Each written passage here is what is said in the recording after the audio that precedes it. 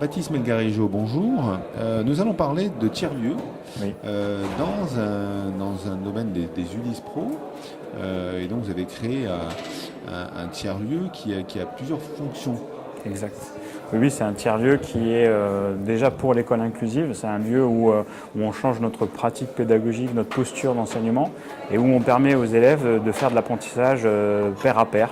Et donc ce lieu qui est un tiers-lieu qui est à la frontière finalement entre l'école, la société, avec les industriels et les professionnels, permet à tous d'apprendre autour de la question du handicap. Le tiers-lieu, comme son nom l'indique, physiquement, il est où? Alors physiquement, ce tiers-lieu, il est basé dans un établissement du secondaire, dans un lycée professionnel, et il est accessible à tous sur rendez-vous, parce qu'avec les plans Vigipirate, ça devient un peu compliqué. Et puis, ce tiers-lieu, physiquement, a aussi un apport, un support de communauté.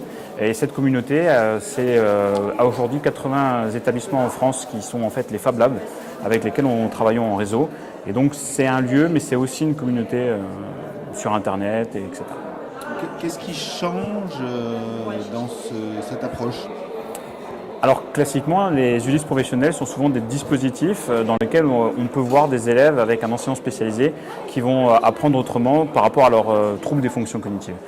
Nous, Fab Ulysse 3.0, si vous voulez, c'est le changement de posture où ce sont des élèves qui vont apprendre des élèves par les élèves, où on va introduire beaucoup de numérique et on va essayer de développer des pédagogies avec un S liées au numérique, donc pédagogie numérique.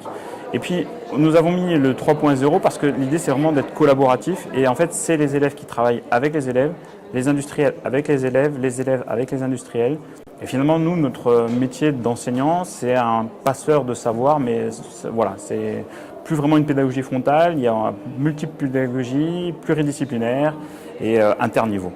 Effectivement, j'allais dire qu'au-delà du tiers-lieu physique, l'intérêt de ce type de lieu, c'est les méthodes qui sont utilisées dans la fabrication, plus dans la collaboration. Donc vous avez cité le nom, Fab Ulysse 3.0, donc l'idée venue des enseignants qui devaient gérer ce lieu. Exactement. Au départ, j'ai fait la rencontre d'un enseignant qui était plutôt spécialisé dans les Fab Labs et moi plutôt dans les Ulysse Pro. La contraction des deux a fait Fab Ulysse. Avec la dimension collaborative et coopérative qu'elle a aujourd'hui, nous y avons rajouté le 3.0. Et donc cette action qui a été menée il y a 3 ans maintenant, il se trouve qu'elle est dans le top 30 des innovations pour laquelle nous sommes en lice pour fin mars. Pardon. Bon courage alors. Merci.